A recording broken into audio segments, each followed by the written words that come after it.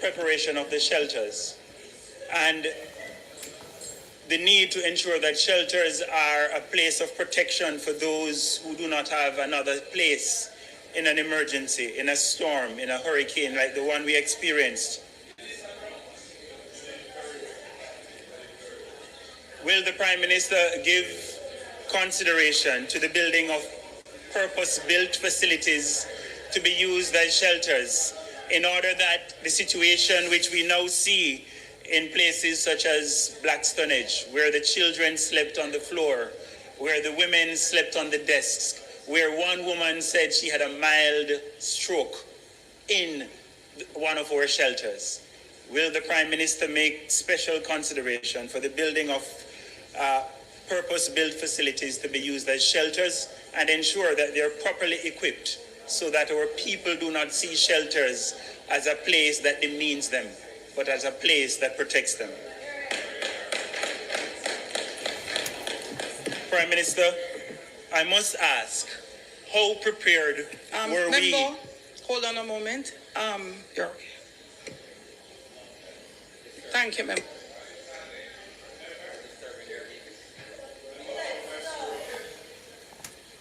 Continue, Member. The obvious question Jamaicans are asking, Madam Speaker, is how prepared were we, given that government agencies, government departments were competing with private citizens for critical resources at the time when the hurricane was approaching.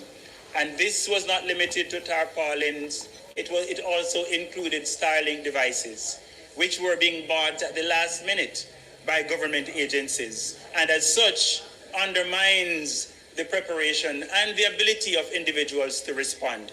And so, how prepared were we? How much of the necessary prepositioning of supplies was done in order that the preparation and the response would be adequate? Prime Minister, you spoke about the affected parishes, and a couple of the colleagues have mentioned it before. In Southeast St. Anne, we have seen that the majority of houses, especially constructed with zinc roofs, suffered tremendous damages. And I speak not only for Southeast St. Anne, I know the same holds for Southwest St. Anne. And so the designation of affected parishes, I find it problematic, and therefore would like to hear your explanation as to the criteria for determining same. It also, closely related to this, is the hubs which you spoke about. I notice there are no hubs in central Jamaica, and as such, places like St. Mary, St. Anne, Clarendon, and St. Catherine. So the question is the extent to which these hubs will serve central Jamaica, and why aren't any located in this part of the country? I couldn't agree with you more. I share your desire and your call for us to double production in the parishes that were not as affected as the western parishes. Prime Minister, can you tell the House what provisions are going to be made now? My farmers are ready to go to the fields now. My micro, small and medium business enterprises are ready to start again now. Prime Minister, what provisions are being made now to allow them to double production in the way that you have described? We are, like you, concerned about the mental health issues affecting our communities. But our communities have also lost the ability to socialize. They have the spaces that they normally use for socialization. And so, Prime Minister, would you consider making provisions for rapid repair, not only of schools, but also of community centers, and for the provision of play spaces and sporting opportunities so that we can get our people again relaxed, having spaces to entertain themselves and to move forward in a way that will allow them to recover fully from this hurricane? And my final question, Madam Speaker, each time we have a major disaster such as this one, we get an allocation days before. Would the Prime Minister consider putting in place an automatic trigger for funds to be released to members of Parliament once there is a tropical storm, warning or something similar? You will have your chance to ask your questions. They have no questions. Oh, they have no questions. So, Prime Minister, may I... No, member. Jesus. Member, thank you very much. You said that was your final question, and you wouldn't need to restate your question. Thanks, member. Next member.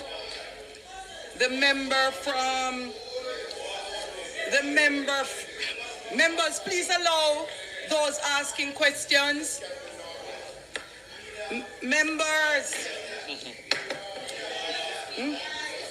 Members asking questions, please allow them to be heard. A member from St. Catherine Northwest.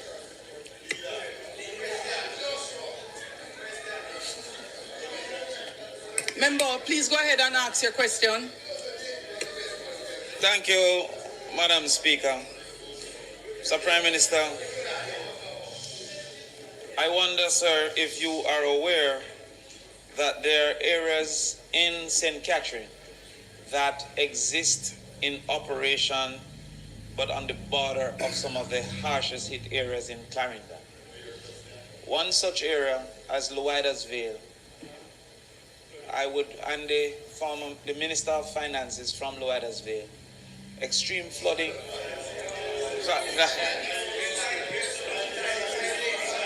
You see, you know, our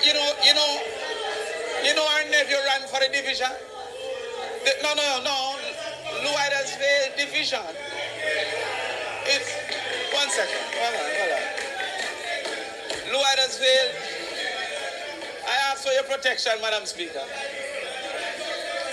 All right. Yes. But all right. But let me make my point. Mr. Prime Minister, the Luidas Vale division exists on the border of Clarendon. Member from St. Catherine. Once you're not being heard, you may relax and take your seat. Not to worry. Not to worry. We have all the time in the world. Yes. All right, thank you. So allow the member to ask his question So, Mr. without Prime being Minister, disturbed. The Luidas Vale division is on the border of Clarendon. And while I can accept that 3 of the 4 were not significantly affected, that particular division had extensive damage because of its location in the hills of St. Catherine. I therefore ask the question if areas like those, while in St. Catherine, can receive some consideration because of the realities. I also ask Prime Minister that we consider specific realities of communities, because the gust of the wind was not the only damaging feature. You yourself stated the difference between Haiti and I think you said Costa Rica or Chile. The initial situation of the housing, especially for poorer communities, more poor communities, would have caused for even less wind impact to create equal damage in some of those areas. And by extension, while we are not ground zero in some of those communities, the starting point of those houses have caused for some constituencies to have had similar damage, even though they were not in the center of the hurricane itself. So I ask that you consider that. Secondly, the initial response by NWA, the National Works Agency, is directed to what they term NWA roads. However, some of the essential services, like clinics and schools, are not necessarily along the NAA pathway. To that extent, while what you have announced today of giving the MPs some funding will assist to do as is necessary, for the future, I believe that there needs to be a further categorization of essential roads as versus simply NAA roads, because some of our essential services did not and does not lie on what is termed an NAA road, and the delay has caused for limited access to some of those essential services. I can speak for some of my schools that principals were delayed in getting back to school to assess and to do Remember, necessary you know better. things. Just ask the questions. Yes. No man, I give enough latitude. Remember, just the questions. Yes. Because you have several members who still have questions. Thank you so much, ma'am. Yes. You learned something. Mr. Prime Minister, is there a system, Mr. Prime Minister, in place for, Mr. Prime Minister, is there a system in place for social workers to do the necessary assessments and to pair families willing to take on persons in their homes? For example, in Kingston, a person may be willing to take somebody in their home for a short period of time. It would be best if there was a trained individual to make a pairing between the person in need and the person willing to volunteer to reduce the probability of negatives for persons willing to open their home. A lot of the rehabilitation, a lot of recovery would need to separate, especially some of our small children, from the realities that they're being faced with in the spaces of Westmoreland and St. Elizabeth, etc. And there are Jamaicans that have space, that have heart, that are willing to open their doors for periods of time. Is there a system of application, volunteering, and also social workers pairing so that the necessary things can be done in that way? So, Prime Minister, I saw the announcement of a Department of Volunteerism being set up, I think, in the Ministry of Culture. When will that be open for telephone calls? Is there a website up? So it will be up soon for persons to indicate. Great.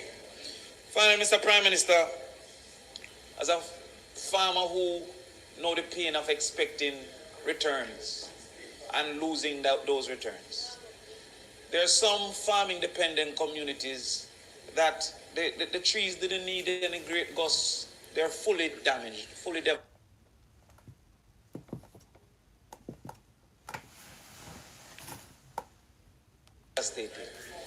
We're seeing banana trees all on the ground. We're seeing sorrel that they were depending on for Christmas. We're seeing gungo. They can't get that anymore.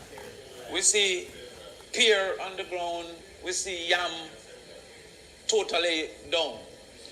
I didn't hear much about farming, but their recovery, their survival is totally dependent on the returns from that farming. I hear about the food package. The $5,000 package is 2 days meal for a 3-member family. If you go to a 5-member family, possibly 1 day meal when you look at 3 pounds of flour and 3 pounds of rice. These people who might not have lost their roof, but their economic dependence, their livelihood was on farming. I can speak to many who have lost their chicken because light don't come back yet. And the freezer can't come back on. I don't need to speak for myself, I'm not the worst. I can speak for some whose chicken is now ready and they can't kill them and must feed them. I wonder, though they were not impacted in their homes, how are we going to act for the farmers, especially because there must be a delay between replanting and reaping. These were in close proximity to reaping. How are we going to do that? And Mr. Prime Minister, the final thing, the CDF. Can instruction be given to the CDF to relax some of their requirements? Well, you don't hear my question. Mr. Prime Minister, Mr. Prime Minister, I reached out to the CDF to get a generator and a freezer for that same chicken problem. That the chicken, I knew the constituents who would not be able to purchase a generator and freezers for their chicken and their livelihood, that we could have that at a central space and they could check in their chicken and their thing like that. The CDF suggested that wasn't within the mandate. However, the same CDF will give allocation to go buy 100 little chicken for them to start over, instead of giving us some capacity to preserve their investment because for some reason a generator was not used.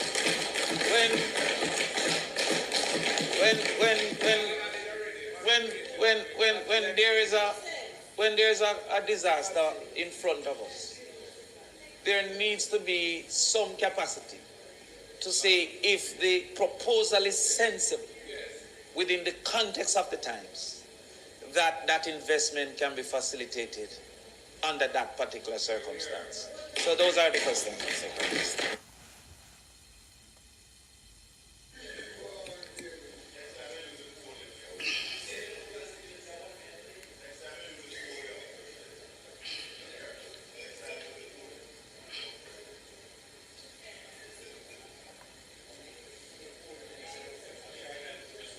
No, Prime Minister, you have more questions? And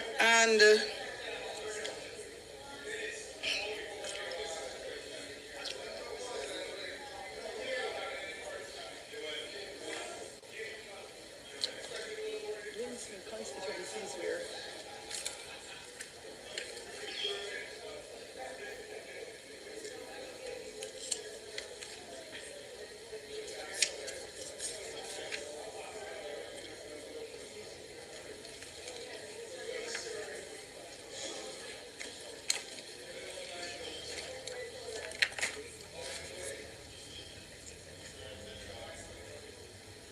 on purpose.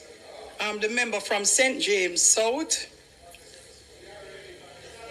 The member from St. James South made reference to the member from St. Andrew Northwest, not understanding similes and would learn or get there at some point in time. Just to let you know, members, as we go ahead in an effort of unity on our road to recovery, let's work, because I heard it and I've received a complaint. Turn on your mic, member, or if you would like, you can have the mic so that it can be recorded for the purpose of Hansard. Please be civil to each other in the House.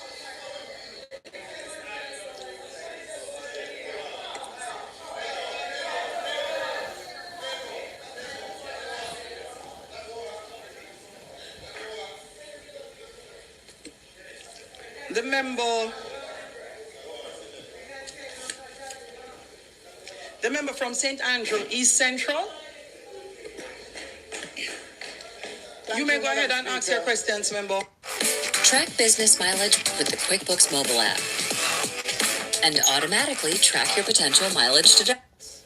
So I'm asking you, in light of your administration quest to pay down the debt to GDP, of which you would have paid $14 billion by the end of August, whether or not you would consider suspending that so you can create the cap space to do some of the things that you did. Second thing is, you mentioned about fast-tracking the other 50% of the island that was not severely impacted. But the infrastructure needs to be fast-tracked. And whether or not you will make funds available to fast-track the infrastructure that is required to sort of energize economic growth. And the final question is, as it relates to the sandy gully to which you mentioned in your presentation, the people of Kashapa are complaining bitterly about their property being compromised. Whether or not there will be any allocation to allow urgent repairs to the sandy gully. We share that gully, Minister, and you know the condition of it. So I'm asking you whether or not those funds will be redirected in that regard. Thank you. Thank you, member. Next up is the member from St. Thomas Eastern.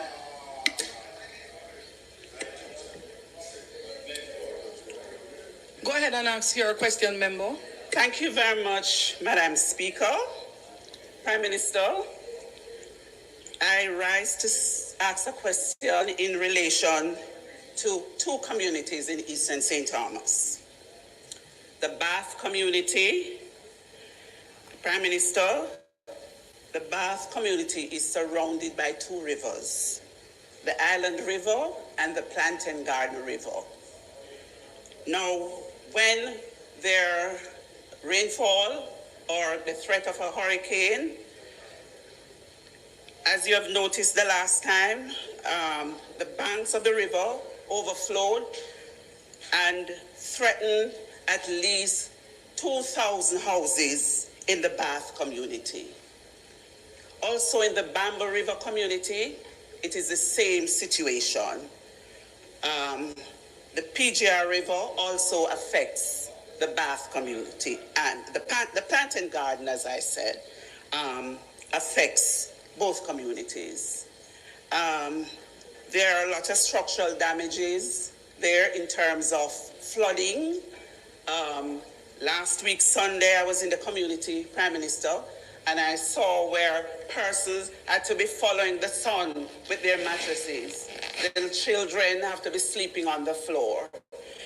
My question to you, sir, in terms of controlling those rivers, river training, what can these communities expect in terms of river training, river growing? The Rowlandsfield community as well, Madam Speaker, Prime Minister, the Rowlandsfield community is in the hills. And we got a lot of breeze in Eastern St. Thomas, although we are not as badly affected as the West.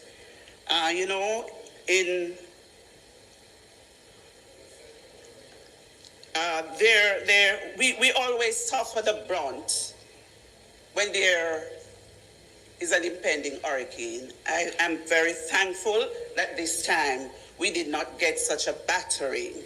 So I'm asking, in those areas where at least 30 houses were destroyed in the hills of Rowlandsfield, what I'd like to ask, some semblance of trust, I'm asking to come back to our agencies. Just last week, persons were asking, where should they go to get registered? And I directed them to the Ministry of Labor and Social Security. And they were saying, my God, again, because they remembered Hurricane Beryl when they suffered the same fate with no sort of compensation. So I want that trust and confidence to come back to that ministry and that department so that people can be confident enough to know that their welfare will be looked about. Thank you.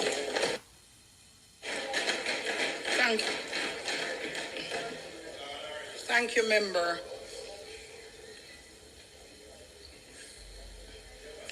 The member from St. Catharines South. St. Mary Central.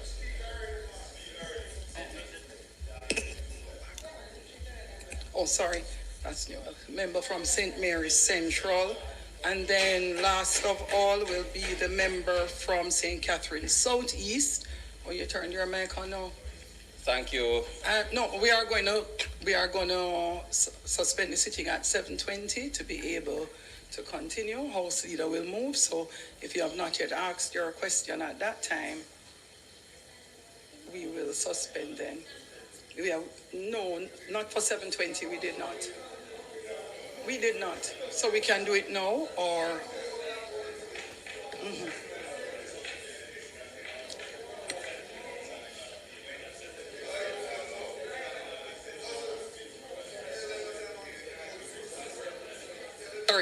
Member, go ahead. In keeping with the standing orders, we suspend at 7:20. If we're going to sit beyond 7:30, and I believe we will. Go ahead, Thank member. you. Thank you, Madam Speaker. Prime Minister, I know it is a difficult road ahead, and you can count on my support in terms of how we rebuild, provided that all the necessary provisions are put in place to ensure transparency and to ensure accountability.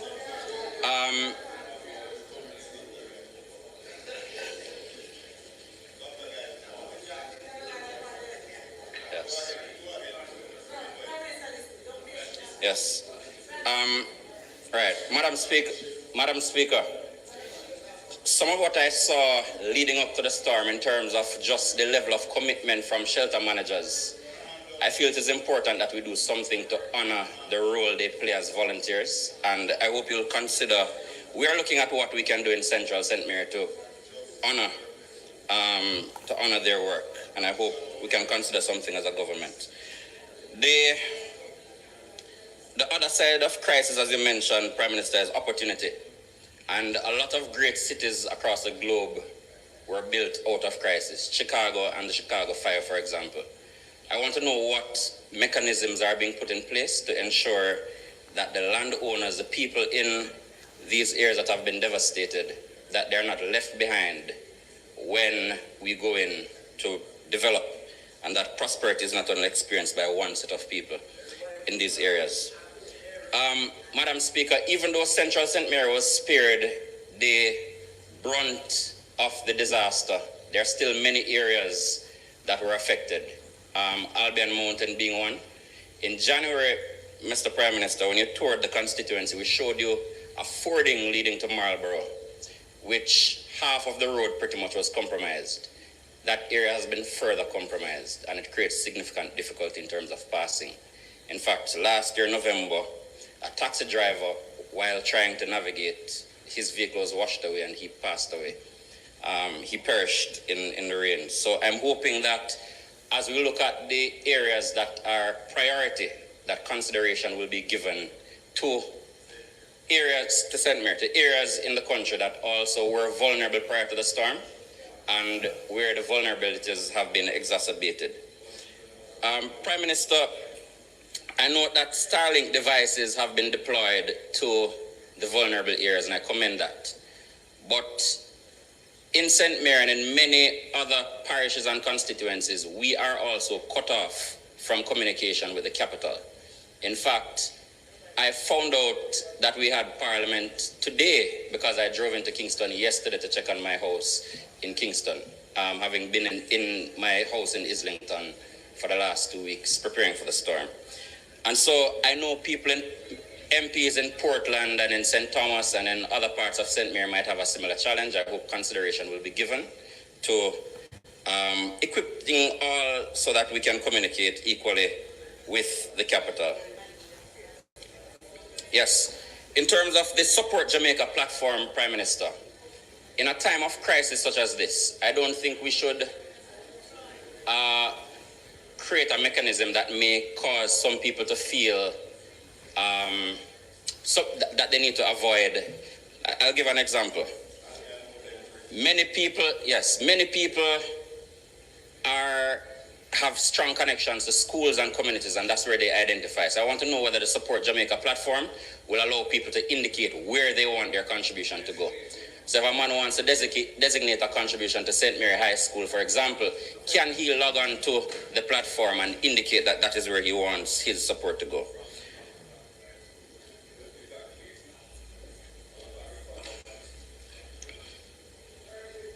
the final thing, Mr. Prime Minister, and yeah, man. No, we're not talking about, but Mr. Prime Minister, the bridge from Marlborough, the bridge that connects Albion Mountain with Port Maria being cut off. I'm wondering whether there's any update on when, because a number of roadways and bridges have been compromised because of the hurricane, and I'm wondering whether any consideration will be given to fast tracking, just providing support and repairs to those. Thanks. Thank you, member. Member from St. Catherine, Southeast. Thank you, Madam Speaker. Prime Minister, thank you for that presentation. I have just 3 questions. One, can you confirm that 6 field hospitals were donated to Jamaica during COVID recently? Can you confirm the status? 6 field hospitals were donated to Jamaica or built by the government. Can you, this was just a few years ago, can you comment on the status of these hospitals, if they, including the 3 from U.S. Southern Command, which are completely mobile, are up, disassembled, destroyed, or returned? And if we have field hospitals in Jamaica now, why aren't we deploying them immediately to the disaster areas rather than waiting for a shipment from Spain? Thanks. Thanks, member. The member, is that the member from Trelawney South, Mike? Member from Trelawney South? Madam Speaker, are you aware that the Member of Parliament from Western Hanover on that side rose to the mic, asked all the relevant questions to show the deep concern for her constituents and her constituency without grandstanding. Right. She asked all the relevant questions without, I'm asking the my question,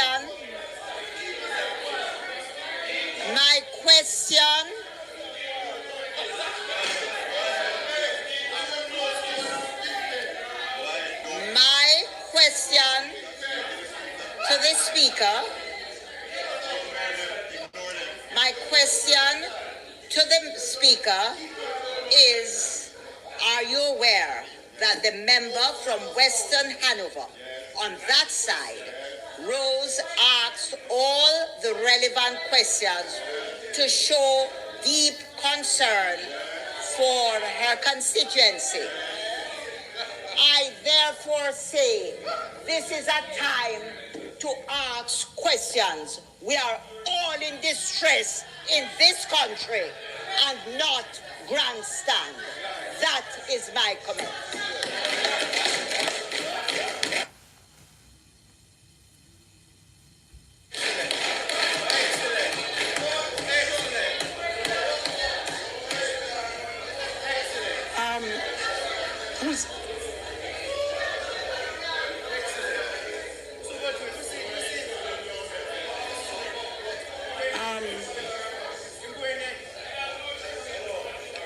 We have half a minute. Member from St. Elizabeth, is your question longer than half a minute? Thank you. St. Elizabeth Northwest? Thank you. St. Elizabeth Northwest, please take your seat. Don't turn your mic off. Take your seat, Thank you. Member, take your seat. Don't turn your mic off. House Leader? House Leader?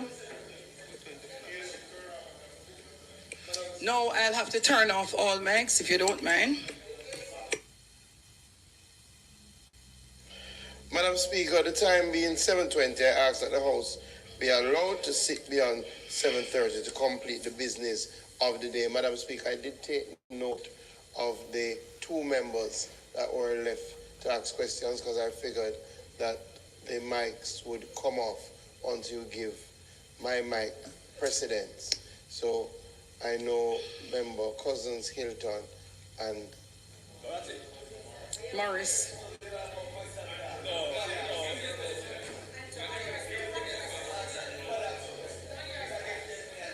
so, Madam, just to say, Madam Speaker, when I took note of the member Morris, I saw member Cousins and member Hilton, but I'm seeing other people. So, Madam Speaker, the time being 7:20, we're asking that the House be allowed to sit beyond 7:30 to complete the business of the day. Members, the time now being 7:21, I put that the House be allowed to sit beyond 7:30 p.m. to complete the business of the day. Those in favor? Those against? The ayes have it. The business of the House continues.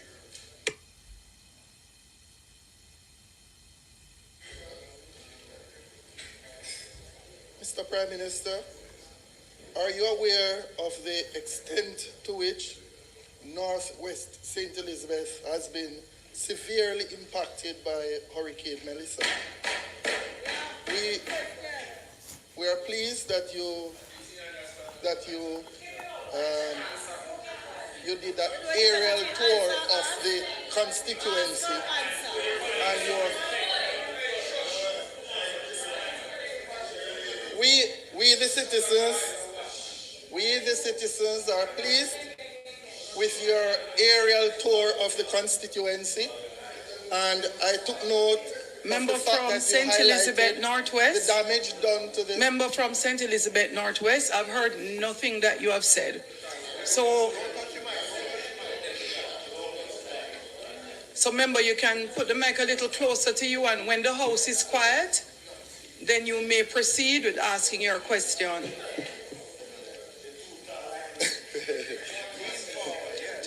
Thank you, Madam Speaker.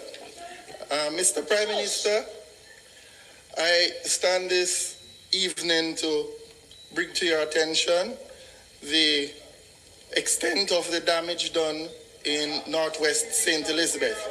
I therefore ask, are you aware of the extent to which Northwest St. Elizabeth has been severely impacted by Hurricane Melissa? We are pleased with the fact that you had done an aerial tour of the constituency and you have seen the damage done to the Holland Bamboo Avenue. My question to you is, considering that the Holland Bamboo is a major hub for many of our residents, are there any plans to formalize the entrepreneurs and relocate the main road and rebuild the Holland Bamboo Avenue?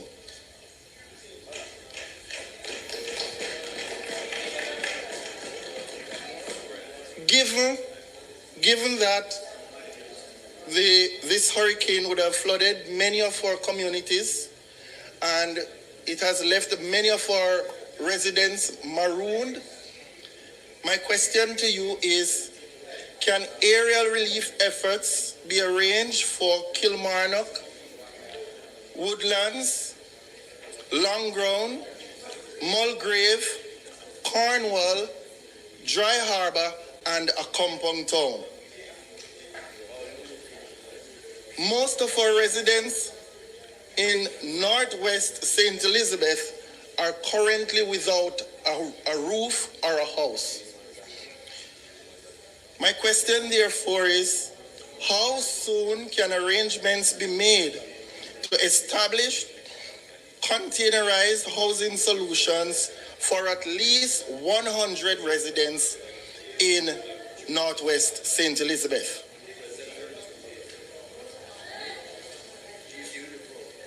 Efforts are being made to establish humanitarian bases in Newmarket and Springfield. But I want to bring to your attention, Mr.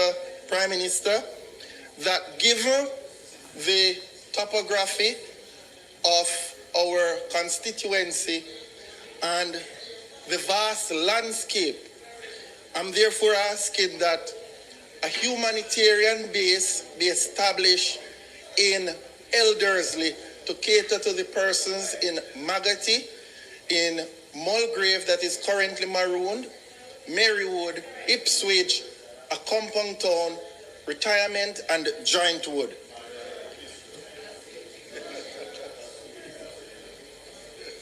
There are some unregistered, unestablished shelters set up by residents Members, in our constituency. allow him to ask his questions. You had a lot of time to ask all kind of things that you shouldn't have. Please be quiet and allow the member to complete his questions. There are a number of unregistered, unestablished shelters set up by residents in our constituency because of the nature of what took place. I'm therefore asking that considerations be given to those shelters so that whatever distribution is taking place, that they be considered and be treated like the registered ones. Because many, in my constituency, many of our residents are without a home. So one person has to be putting up like 10 families or more. Given that most of the citizens in Northwest St. Elizabeth are farmers, how soon can they expect support so that they can start the rebuilding process? I thank you for listening, and I'm looking forward for support.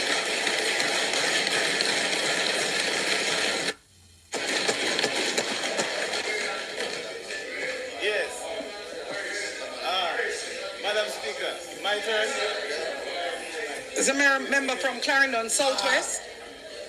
You may go ahead with your questions, member. All right, thank you, Madam Speaker. Prime Minister, I want to start by After answering... that, it's...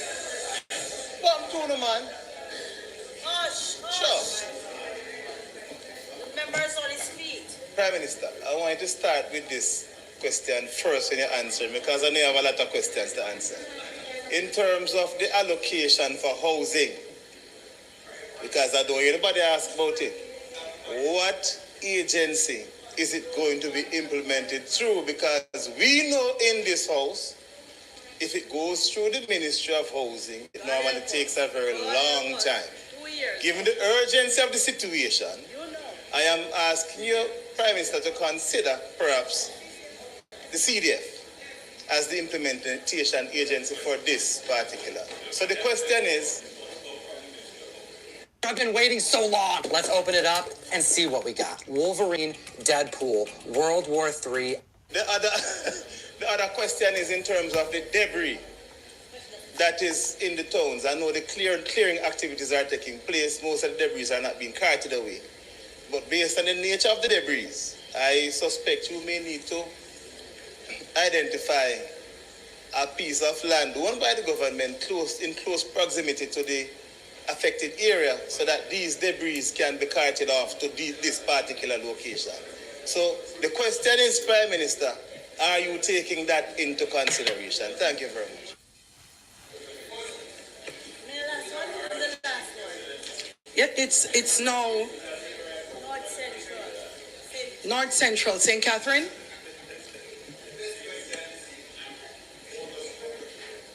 Thank you, Madam Speaker. Prime Minister, I heard you mention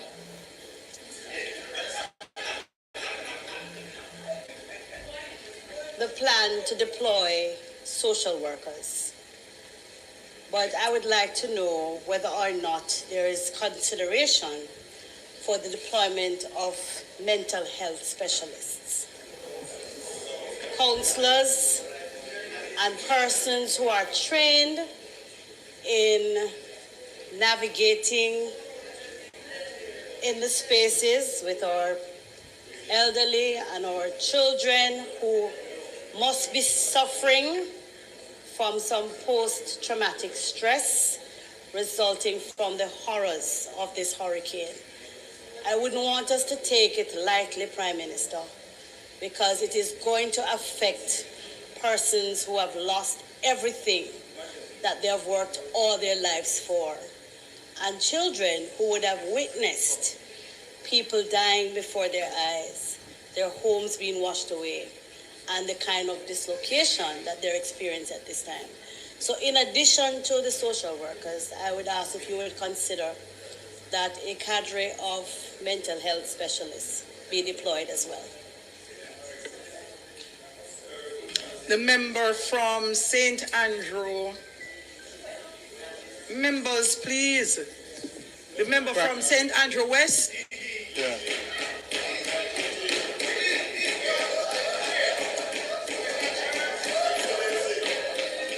Member, go ahead, member. Member. Prime Minister. Prime Minister, when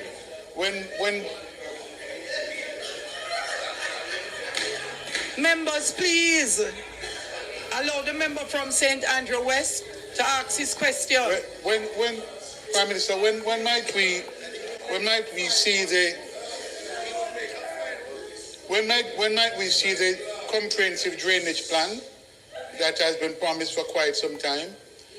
Because as you have quite rightly pointed out, with the frequency and intensity of hurricanes, it is desperately needed. The national plan is desperately needed. I don't need to advise you that the situation in where we have three rivers, in the Duene River, the Rio Cobre River, and the Freshwater River, all three converging in and around Riverton, Duene, and the Duene Park area, are impacting these areas quite significantly. The drainage plan, I think, is an urgent matter, and we'd like to hear an update from you as to when are we likely to see this plan. Last question is from the member from St. James West Central. Member, go ahead with your questions. Thank you, Madam Speaker. I crave your indulgence to allow me to contextualize the question briefly. To make the question intelligible. Madam Speaker. Member, the same rule applies across the House. The same rule applies across the House. As a seasoned member, like you made an effort to teach some the last sitting, I know as an excellent and seasoned debater, you will contextualize your questions as questions. Madam Speaker, I hope some on the other side of the House teach new members and older members to do the same. Prime Minister, you are aware that Green Paper number 3 of 2023, dated June 20, 2023, entitled Job Descriptions for Members of Parliament of Jamaica, was tabled in the previous Parliament by the Office of the Prime Minister. And stated in that Green Paper, you are aware, Prime Minister, is an strategic objective to enable Parliament to function effectively. Members of Parliament are required individually and collectively to, among other things, secure Parliament as a deliberative forum in which the issues. Members, please allow the member from St. James West Central to ask her questions. It is a learning moment. Yes. Yes.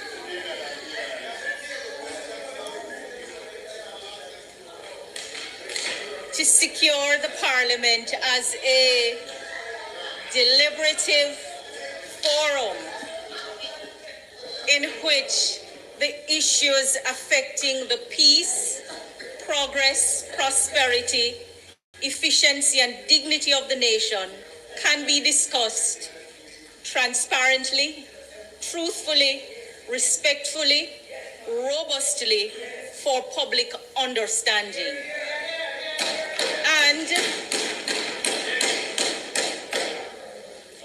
And ensure the Parliament is responsive to the lawful concerns and interests of all its citizens, thereby securing its relevance and legitimacy to the people? If the answer is yes, since the Prime Minister is aware that the MP is viewed as the first point of contact by a large number of constituents, first point of contact to government, but that the office of Member of Parliament is not an implementing agency of government and is not resourced to even carry out its lawful functions while being expected to perform functions assigned to ministries, departments, and agencies. And given that practically all agencies of government have regional and/or parish offices, can the post-Hurricane Melissa relief and recovery work be arranged in such a way that each Member of Parliament is assigned a designated officer as a direct point of contact? First question. Second question is, what is the mechanism in place or being put in place to formally assess the extent of the damage sustained to the constituency of St. James, West Central, and every other constituency, and for the assessment to be reported to the Parliament and be deliberated upon? Third and last question, does the Prime Minister intend to have tabled in this Honourable House the name, composition, and terms of reference of the committees of Cabinet that were announced at a post-Cabinet press briefing in keeping with the spirit of Section 69(2) of the Constitution of Jamaica?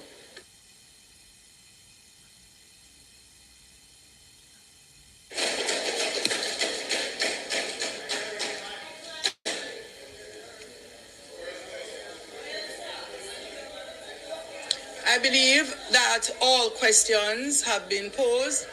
Prime Minister, you may now proceed to answer the questions, and members, if you have any follow-up questions, kindly place them in writing for response at a later session.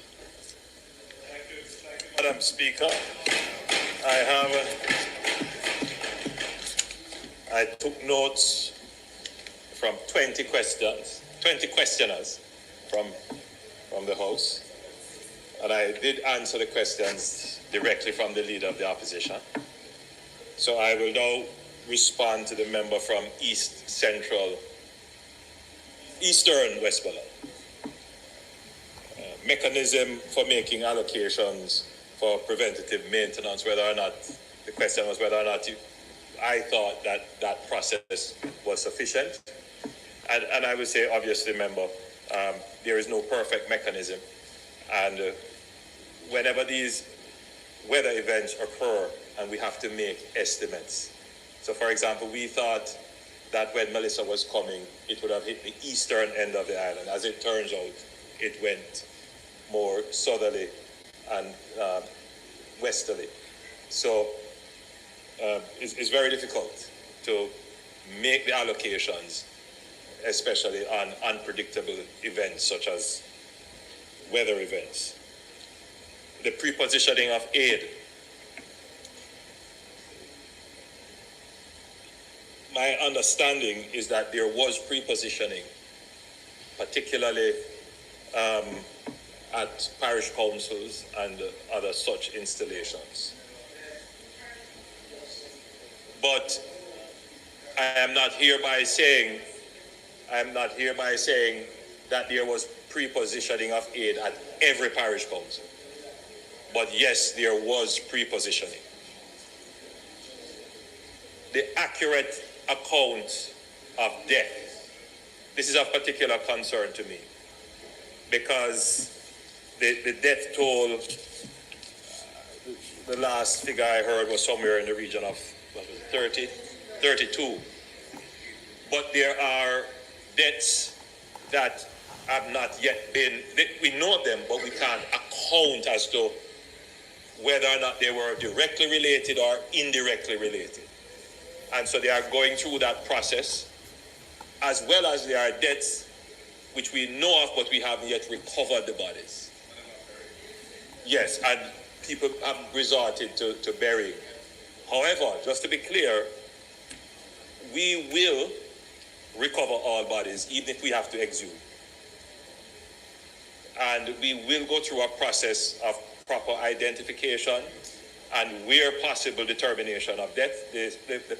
The science is there to do it, and we will do it. We have to account for every Jamaican who lost their life, because we have to account to their families as well. And we have to get a full understanding of the impact of the disaster. I'm told that your constituency so far has the highest number of deaths as a result of the passage of the hurricane. So we have some forensic teams here, and they are already starting to do the forensic checks on the bodies that they have recovered. I want to say to Jamaicans that we should prepare our minds that the number of deaths may be more than what we are already hearing. Because we can't tell you now that we'll recover everybody right away. It does take some time, especially in communities that are marooned. And it is really unfortunate, but it is just the reality of the situation when you are hit by a Category 5 hurricane. You asked about assessment for deploying assessment personnel. You asked that question, the member from West Central, St. James, and others asked that question. So the Ministry of Labour and Social Security does not have enough social workers to cover the assessment that will be needed. So what we're doing now is to look internally in government to see what other resources we have that could be deployed to augment that. Before the hurricane, I had given JDF the directive that they must augment the resources at the Ministry of Labour and Social Security to do the assessments, going to the communities and the building assessments, people who need aid, all of that. So we are looking at the SDC officers, we are looking at all of those, the CDF officers, all of those entities, and in addition to the registry of volunteers that we are creating. So though we don't have enough to do the assessment, we project that we will have a good core of assessment personnel, and we are giving ourselves 2 to 3 weeks to have that stood up properly. But it doesn't mean that work starts in 2 to 3 weeks. We start with what we have, and we expand and scale up. So that's the answer to that. You asked if I thought the conditions in shelters were adequate. I'm going to answer the shelter questions all in one. No, I don't think the conditions in the shelters are adequate. No Jamaican could say that. I have toured shelters on several occasions, not just in this disaster, but in several others. And you can understand why people don't want to go to shelters. It's a last resort. But, you know, this is what shelters are, not just in Jamaica, in Katrina, in all the other hurricanes and things that have happened. It's the reality of shelters. They're not the most comfortable of situations. But our situations here, though, I think we can do better as a government, and we should strive to do better. We can't argue that case. The challenge with our centers, however, and the question was asked whether or not we should build, I believe the member from Southeast Centre asked whether or not we should build purpose-built centers. And I'd answer you this way, member, no, we should not build purpose-built exclusive centers. We should build facilities that can withstand disasters, that can double as shelter when needed. That's the answer. So the issue comes down to shelter selection, and many shelters that were selected that just did not withstand the hurricane. So we have to do a better job at shelter selection. But the decisions that we have to make now in the rebuilding is whether or not we are going to rebuild some of these facilities in the way that they were built before. So we have to make decisions about concrete roofs, about the strength of having a strong, or what we call a safe room.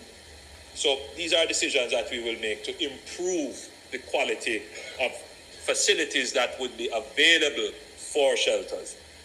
I'm going to deal with the issue raised by the member from Central Westmoreland. But when I get to that, when I get to your questions, but you did raise some shelter questions. And if I think that there was enough food provided for the shelters, absolutely. I mean, obviously no.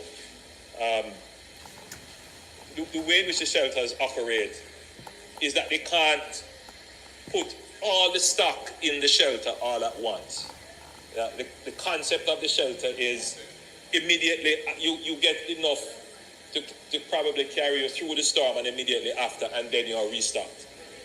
With a Category 5 hurricane, the best laid plans with a Category 5 hurricane will be destroyed. That's just the reality. So no, we obviously didn't have enough food in the shelters immediately after. And that is something we will have to look at in our planning for the, God forbid, for the next disaster. But we will have to take a second look at that. The issue of urgent care after the disaster is one that we are very much seized of, meaning people who probably have a cut, or they've fallen and broken their arms, or they need access to their medicine. So what Minister Tufton has been moving around and trying to do is to mobilize mobile centers. So the NHF has already mobilized their mobile pharmacy and mobile clinics. And I'll ask him to give an update as to where these are and how they can be accessed, meaning that MPs can say, could I have it here, could I have it there, schedule created, so that it can move around and everybody can get some access to it. And then the use of modular or prefabricated housing, containerized housing solutions. As I've said, I've tasked Minister Montague to look at what is best in class for this, to see whether or not we can get them in quantities that we can deploy, and then to answer the question posed by the member from St. Andrew Southwest as to whether or not the rules of government, I suspect you mean ownership. Once we give them, we usually give them, it becomes their property. But it really depends on the land on which they're going to keep it. So we'd have to make sure there's some permission from the people who own the land when we put the containers on it. So that's basically the answer for that. It shouldn't be a big issue, but at least permission to use. Yes. All right. Member from Central Westmoreland. Should there be a special allocation for constituencies that have a higher density of wooden houses? Very a novel consideration, obviously. And I see that you're trying to be a good MP, utilizing your special condition to appeal for special resources. But it's something that I will have to think of. I don't want to tell you no, but it's something I would have to think of very carefully, because that means I would open the door to somebody and saying, the highest number of zinc roofs or something else. But I think the allocations that we have given, I'm not going to say they are sufficient, but it is a good start to address the issues that you have. You asked, how will houses be repaired? Will it be centralized or will it be devolved? We will use a multiplicity of strategy. So some houses are going to be repaired because people will go to the NHT, get a loan, and repair their own homes. So we facilitated by those loans. Some people will get grants and they will repair their own homes. But there are other persons who have no capabilities whatsoever, and the government may very well have to undertake that. We are considering how that can be done, particularly for elderly, pregnant and lactating mothers with lots of children. So we will have to figure out how to deal with that. But then there are others who just need a grant, and they will find their way. We will provision that. And the question you asked about a centralized work team, something we are thinking about, and it is particularly of interest to the donor community, because they would like to be able to say, we have completed a building. Many of the donor communities, they would like to say the number of buildings they have repaired. And so that might be a strategy with the donor community. Possibly, that's what I'm saying. With the donor, they may want, instead of giving a contribution and somebody putting on their own roof, they may prefer to do the entire thing. So it's a multiplicity of strategies, that will be. It's not just one. Now, you raised the issue of the politicization of benefits. And the member from South St. James also said that what I presented here does not match the reality she experienced. I will not debate that point. Your experience is yours. My presentations are based on, as you have said, the reports I get from my technical people, from yourselves who send me notes and issues, and from what I have seen for myself. And therefore, what I give is a combined report, and we try as best as possible to ensure that it is credible. So if I come to Parliament and I give an incredible report, it doesn't help me. There is no benefit to give a report.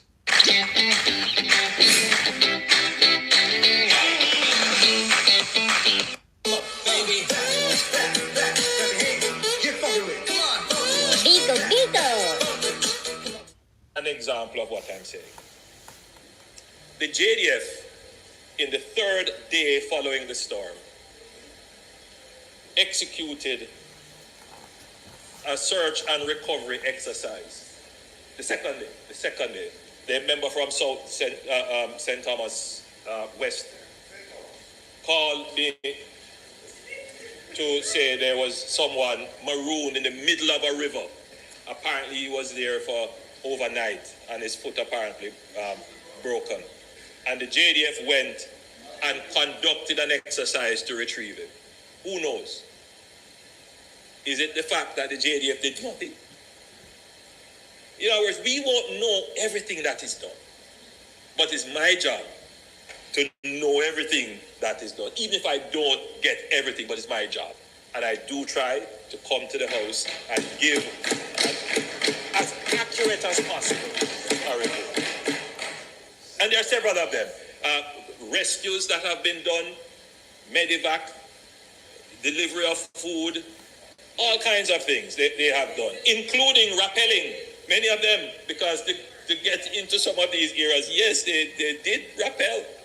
So, yes, that to answer that point. All right, let me move quickly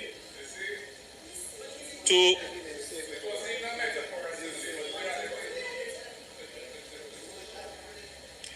All right, you also mentioned, member from Central Westmoreland, that aid was delivered, humanitarian aid was delivered in your constituency, and the caretaker received the aid.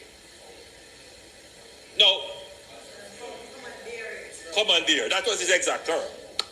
Now, let me put it to you this way. In dealing with information, Madam Speaker, you have to be so careful to give the complete picture. My understanding is that there was a delivery of humanitarian assistance where the deputy mayor represented the MP, the member from Central Westmoreland, and he collected aid. I'm saying they collected because everybody else would have gotten 30.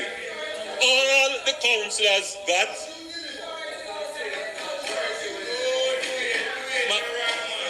Madam Speaker, all the councillors got a church, was it 2 churches?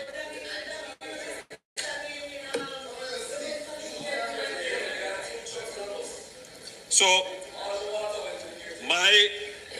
my figures here, and we can debate the figures, I'm not debating the figures because that's not what you're debating. What you are saying is that the aid that was delivered was all taken by and that is obviously not true. So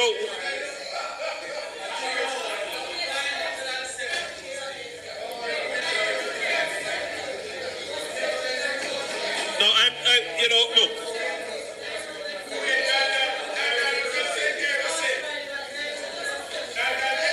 That's not true. That's not true. No, I don't want to quarrel over the aid, but I want accuracy. Because it is not true that the former MP just took everything. But you neglected. No, that's not up. And if you say that, then member, I would say that you are not being truthful. Because there were members, Prime Minister, I know you do not need my protection. There were 10 beneficiaries. All the talking over there, no one hears you. No one. Member.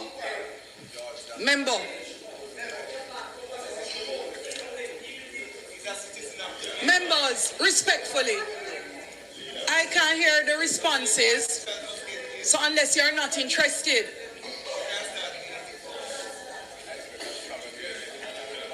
Prime Minister? Thank you, Madam Speaker. But look, I don't want to disrupt the spirit that we are building. But in the interest of accuracy, now, it raises another question. Are caretakers legitimate persons of standing and leadership in the crisis? It's a question to be asked. I have not yet answered it.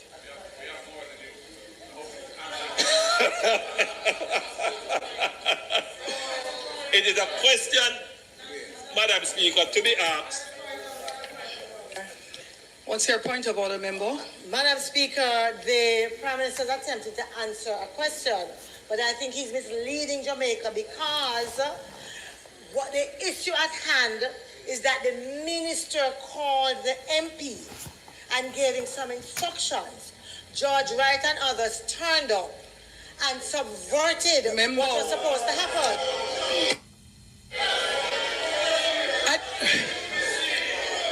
Member, that is not appreciated, member, and it keeps being done. You are not to use the house to abuse individuals outside of the house using the protection of the house, because I don't know that your information is correct. Member, and for all Prime Minister, hold on a minute, for all members, the Prime Minister sat respectfully and quietly, and he listened to every question from every member without disrupting any one of you. The Prime Minister listened to every single question, wrote them down, and is attempting to answer members. Prime Minister, I would hope that the members give you the respect that you gave them. Thank you, Madam Speaker. As I close this presentation on the question that seems to be so controversial regarding the distribution of packages in Central Westmoreland. 300 packages were distributed directly to the communities. My report here is that 500 packages went to political representatives, and which includes councillors who got the majority of it, and your representative, Mr. Member of Parliament. 50 went to a church, and the Ministry of Labour and Social Security did some distribution directly as well. 500 went to political representatives. So the gravamen of the member's question that he asked was that aid was distributed in a political way to the exclusion of himself, and that was not accurate. All right. But I'm saying that it was not accurate. Now, Madam Speaker, South East St. Andrew, the member from South East St. Andrew asked about whether or not we have received the payments from CRIF and from the catastrophe bond. They have been approved, I understand, but we have not yet received them. But I suspect shortly, Minister, we will be receiving payments. You asked whether or not we have mobilized I'll allow the Minister to give that update to the nation. CRIF is 70, but we have seen a letter that says we will get the full payout. But let me see what we actually get. Yeah. Then you asked whether or not we have mobilized all the possible avenues of financing available from the multilaterals. And we have.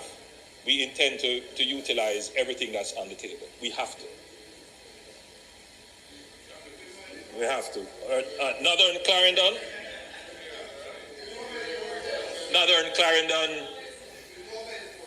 Member, you asked about when will the Ministry of Health begin spraying and water treatment.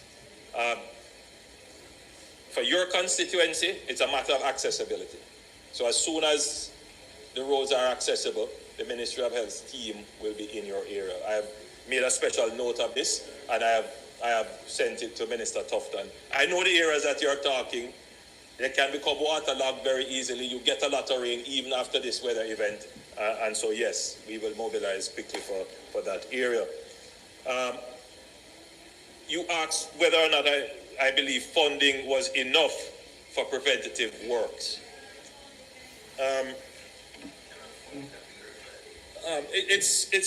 Well, certainly for this hurricane, no. We just didn't have enough. We couldn't do all that we wanted to. But what we have done under normal circumstances would be sufficient to help us through a hurricane, to clear major drains, clear major gullies, and so forth. So certainly not sufficient for what we were hit with, but under normal circumstances, the allocations that we make, I personally believe, are very useful for that regard. Western Westmoreland. Good question about the price of food and increases in gas and these other things. I'm happy that you have brought this to the national attention, and I have sent a note to the Minister of Commerce, Industry and Investment, and we are going to investigate this issue. The only thing is that the order that we have put in place for price gouging is limited. It's not to every single good. It's limited to food items and some essential things. So, but we will investigate this and ensure that there is enforcement, because in a time of disaster, everyone is expected to exercise good discretion in favor of the national recovery. Shelter, you raise issues about the supply of the shelters. Both yourself and the member from Eastern Westmoreland. Now, in Westmoreland, there was a particular problem. The Ministry of Labour and Local Government designates the shelters. And provides resources generally to the council. It is under the disaster management structure. It is the councils that are supposed to stand up and manage the shelters. The Ministry of Labour and Social Security comes in, and I just want to be clear on this. They don't necessarily do distribution. What their role is to make sure that the distribution is done properly. So their role is to make sure that they identify the people who are in need, they identify the elderly and so forth. They bring with them some aid, yes, but in a situation like this, the logistics of carrying the aid is put to the JDF because they have the capability of managing that logistics. And when they work with the soldiers too, and volunteers, their role is to make sure that there is dignity in the distribution of the aid. If anything personally hurts me, is to see people fighting over aid. Or when a truck comes in, everybody, people fighting, and we don't want that in our country. So there has to be some order and process that's quick and efficient that allows the people who really need it to get it and to record what is given. So in Westmoreland, there was a particular problem because, unfortunately, Madam Speaker, the shelter manager had a stroke, my understanding. And so the disaster coordinator, and so it contributed to the breakdown of the management of the entire process. So that was an unfortunate incident. She passed? Oh. Okay, good. So we're happy that she has recovered or is recovering.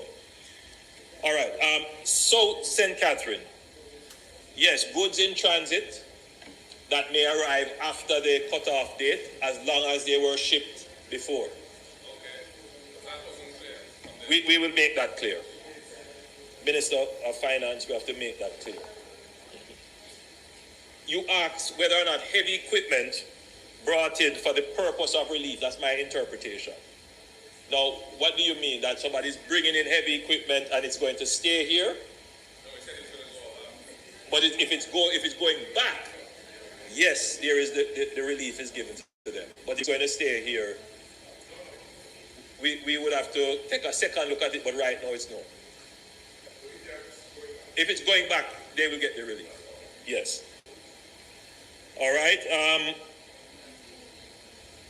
You also asked about public health and mosquitoes. Portmore is already on our radar. You'll recall that after Beryl, there was an uptick in mosquitoes, and we were on it very quickly. So it is already planned that we will be in Portmore.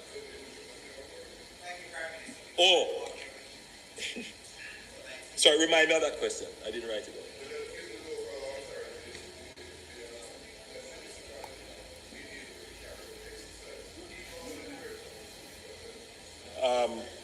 I couldn't answer you right now because I didn't consult with the minister.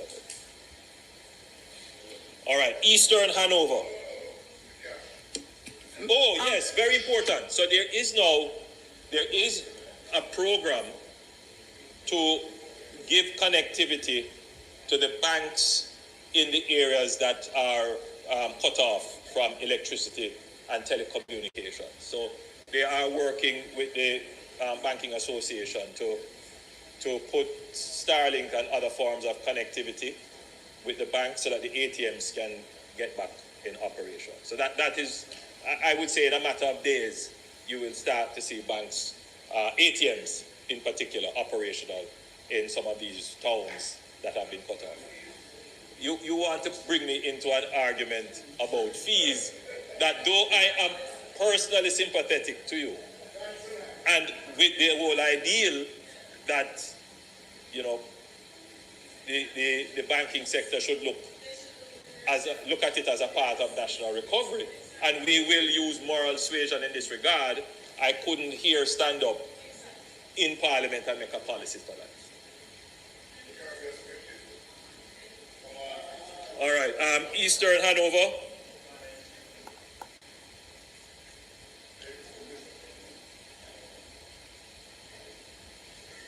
communities. When will the marooned communities be addressed? But you know, one of them was badly damaged, which we have to assist. Yes. So what I had said in my presentation, member, of the establishment of these hubs, that is the attempt to get to the marooned communities, because the hubs are not just for the storage of food and deployment, but they will have personnel.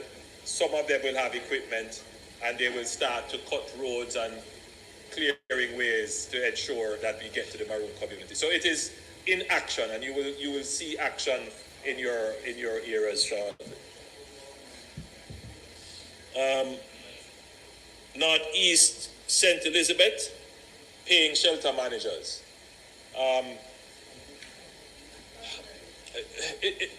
Again, it's hard for me to tell you yes or no, make policy on the go, but you know, it's something that we will look at. Minister of Local Government is something that we should look at.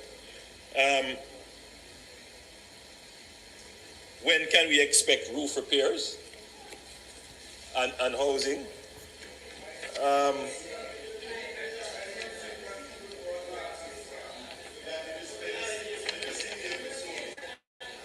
I want to give you an answer, but I at this point, I cannot tell you. At this point, I can say to you that we will start the deployment of the housing kits that we have, which are temporary roof solutions. They are a tarpaulin solution, and we have some temporary solutions that we will start to deploy, right? Now, that is coming through ADPEM, so that will shortly go out. We have already started the process by allocating $10 million to some MPs. No, because an important question was asked as to whether or not that could go to the CDF. This allocation is from the Ministry of Housing, and I do know the difficulty. So I give you the undertaking that I am going to look at the process involved for the hardware. The ministry takes a fee? No, not the Ministry of Housing. But I give you the undertaking that the process will be much smoother than before, because we may have to utilize some emergency procedures in this regard.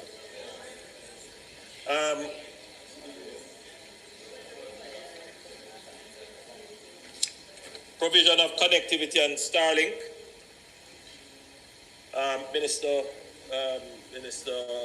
Vaz isn't here, but we are working on some more Starlinks to ensure that each member of Parliament can have connectivity, and we want each parish council, police station, fire station, all public installations who are not connected, we are working to bring connectivity to them through the Starlink.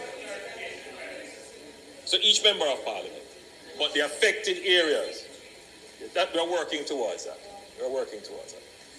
But each affected area, with the public buildings, we are looking to have a Starlink or other form of connectivity there. Eastern Portland, how needs are prioritized. So your question was, can we consider Portland as a special case, essentially? But that goes to other questions. From like the member from Northwestern St. Catherine, and of course from the Speaker's constituency, East Rural, and from Western St. Mary, and yes. So the announcements that I have made now will go along the lines as announced. But as we move with other allocations, we will start to get more granular. So we could make allocations to divisions or to constituencies, regardless of the zone that they fell in. But just for now, as I've made the presentation and I've already started the bureaucratic process, I can't turn that back. But as you have raised it, So, for example, your area, the speaker's area, we will start to look on constituencies specifically affected. I want to make another point. You raised an interesting question as to whether or not the $1.5 million makes sense, because you did the math and it would cost you $195 million to make a package for all your constituents. Remember, and I'm speaking now to new members. You know, and I guess I'm going to answer the question from the member from West Central St. James as well. The role of the MP in our democracy has evolved into a service provider.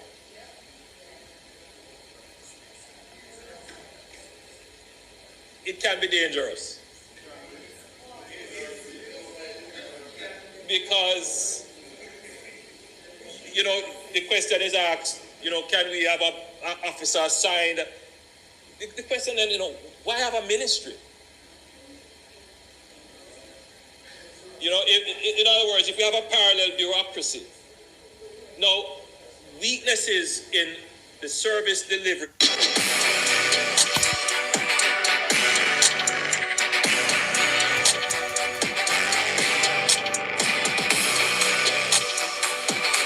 Is very important. And because you're closer, but subsidiarity, when taken to its extreme, means eventually you become independent. That's the basis on which nations are formed, or different divisions are formed when you start to apply the principle. We are a unitary nation, and therefore you want to make sure that you have the central functioning, but you have, you know, departments, agencies, branch offices that are functioning, which goes to the question from the member from South St. James, whether or not there shouldn't be some special arrangements for rural constituencies. I mean, those are deep intellectual questions. I'm not proposing to answer them today, except to say, member from Eastern Portland, the amounts that we give you is not to provide for everyone in your constituency. The amounts that you get is to deal with the emergency cases that come to your attention that the central ministry cannot respond to quick enough. And MPs have to be careful how we seek to expand our roles. It is not a sustainable model. All right, let's move on. Southwest St. Andrew. The question of whether or not we should own shelters, build and own shelters, we can't. I'd answer that already. We can't build and own shelters. Because you're saying shelters are not always ideal, the ones that we select. And I agree with you.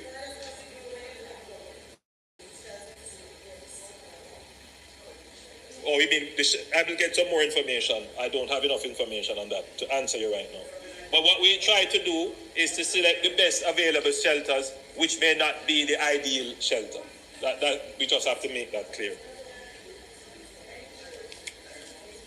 And I answered the question about devastated communities as distinct from parishes in terms of focus.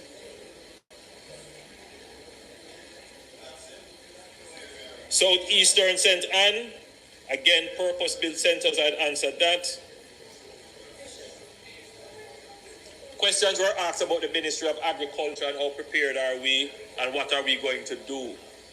The Minister of Agriculture will make his presentation very shortly about the plans. I will say this to you, however, as I have outlined, we're going to try and get the farmers in the affected parishes up, but I think it is of great necessity that the other parishes that have not been affected, we also have to get the production in those up as well. And so we're going to be pushing very hard for that.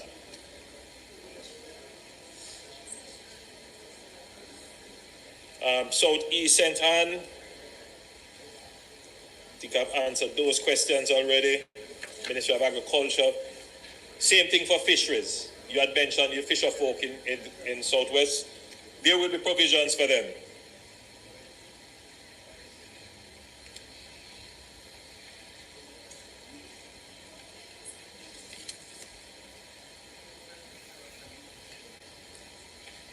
If you didn't hear my response, because I've already answered the questions, I'm just going through.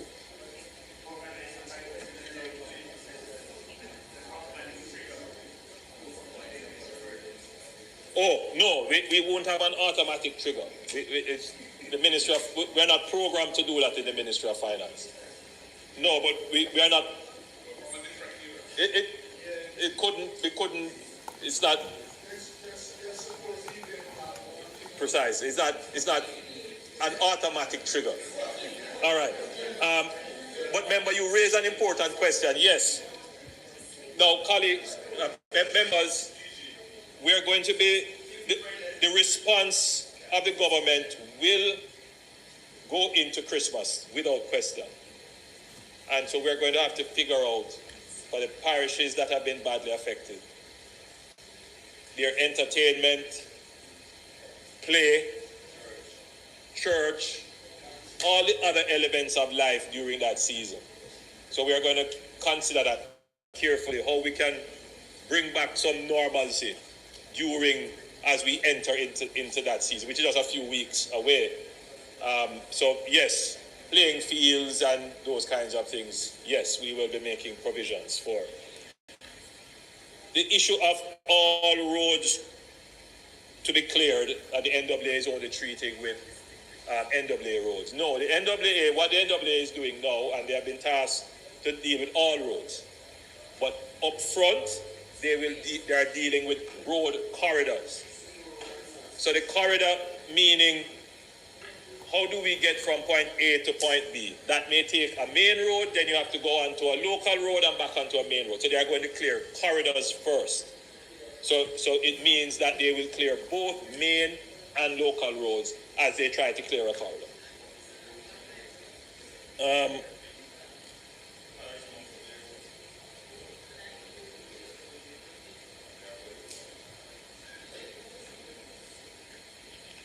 The relaxation of CDF rules.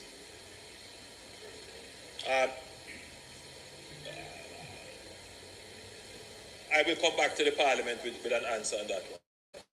Because we do intend to invoke some emergency procedures. We haven't finalized those emergency procedures yet. So yes, the CDF would be considered under those, but as soon as we have finalized them, we'll inform members. Sandy Gully.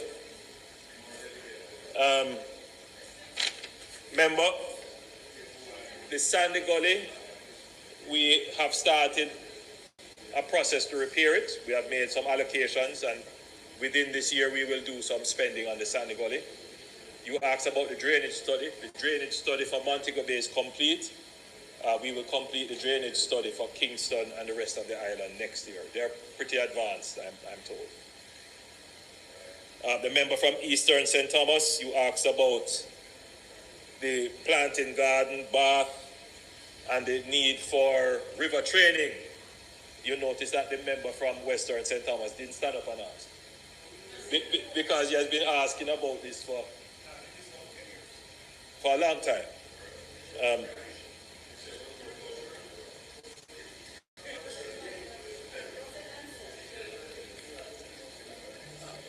At this point, I cannot give you a definitive answer about budget. But what I would say to you, member, is that one, we need to start encouraging those persons who are living on the riverbank there to think about relocating. And there is under the new social housing program, there is a provision where we can assist persons to relocate. Given what has happened, we very well would have to make some allocations for not just for relocation, but for the grinds, to develop some grinds. But I couldn't tell you that we could conduct an entire river training exercise for the length of the planting garden river. That would be massive and would take away from everything else that we have to do. So yes, we will do some amount in critical areas, especially where we see it's threatening large communities. But the conversation needs to start about stepping back from that river course. All right. The honoring of shelter managers and other local heroes during this period of time. Yes, Minister Grange, this is something that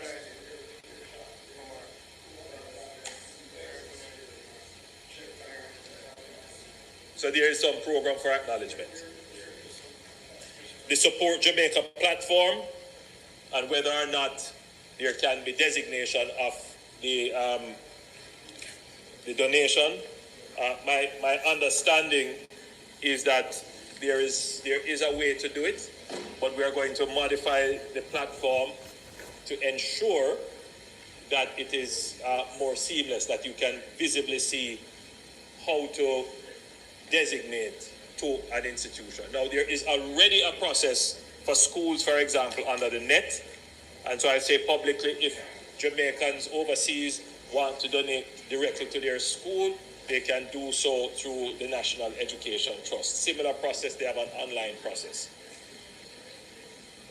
But an important point, everything that is donated through Support Jamaica goes to ADPEM.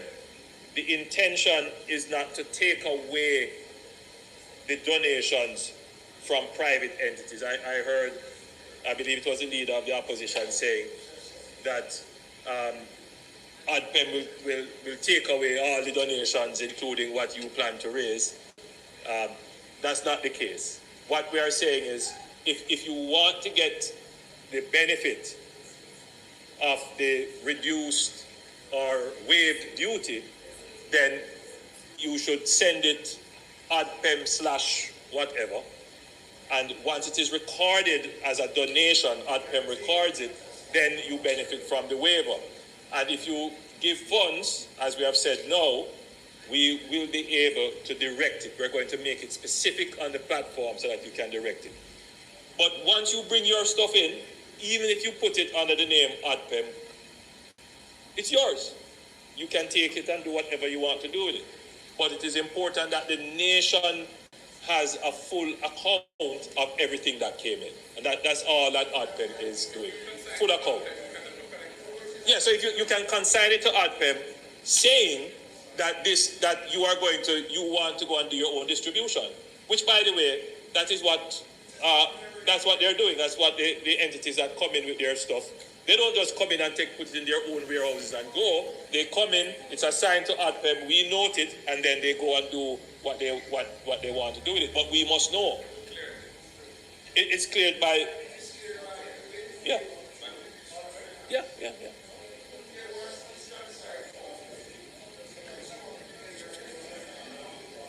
Field hospitals. All charities, yes. Assign it to ADPEM so we know what is coming in. That's the role of ADPEM, to manage disaster relief. But we're not talking a bag of this. We're talking large things. No, not good. We're talking container loads of stuff. All right, quickly, the member from St. Catherine Southeast raised the issue of field hospitals and whether or not field hospitals donated in COVID are still in use. My understanding is that there were you said that there were 6 hospitals given during COVID.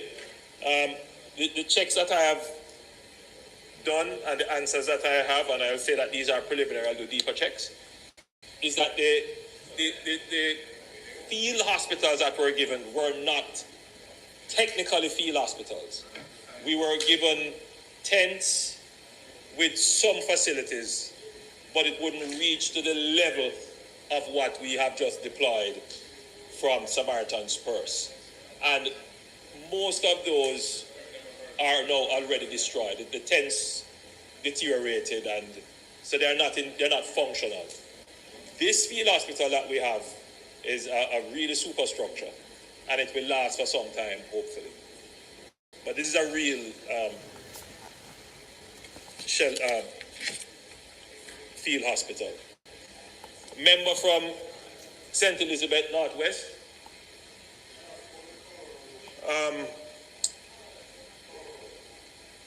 Holland Bamboo. There is a plan to rebuild Holland Bamboo even before this happened. From Hurricane Beryl, we were developing a plan to turn Holland Bamboo into the actual destination, tourist destination that it should be, which would involve formalization of the vendors and all the others who sell along that road, including up to middle quarters for the shrimp. And so we will mobilize full resources now to have Holland Bamboo as one of the rebuilt better infrastructure.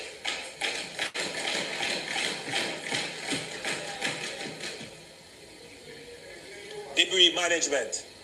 Yes, we are staging the collection of debris, including sometimes we have to get permission because we have to store it on private property, but that is already being done.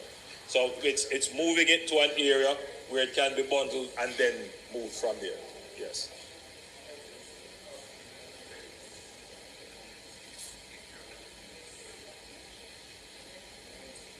All right, I think I've covered.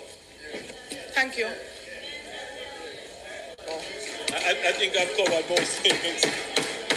No, I've answered the mental health question even in my presentation. Yes, I answered it even in my presentation. What did I forget?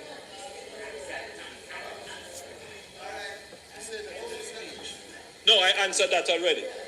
Yeah, no, it's in that in my presentation. I said that under the FAA, we will be triggering the mechanism for us to well, I'm so afraid to use the word, but we are going to have to make provisions to increase our ability to borrow. It's not something that I take any pleasure in doing whatsoever, but the emergency is such that we have to suspend the fiscal rules. Thank you very much, Mr. Prime Minister.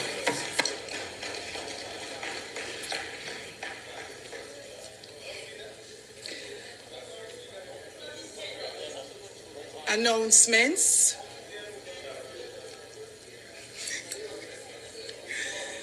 Bills brought from the Senate, petitions, papers, reports from committees, notices of motions given orally, questions and answers to questions,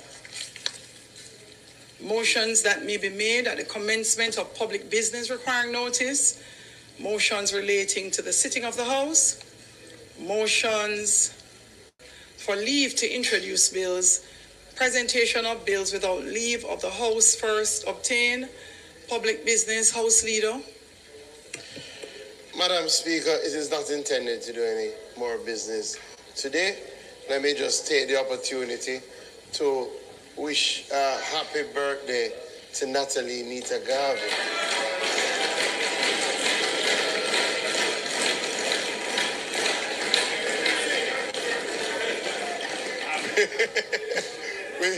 With that said, Madam Speaker, I move for the adjournment for a date to be fixed.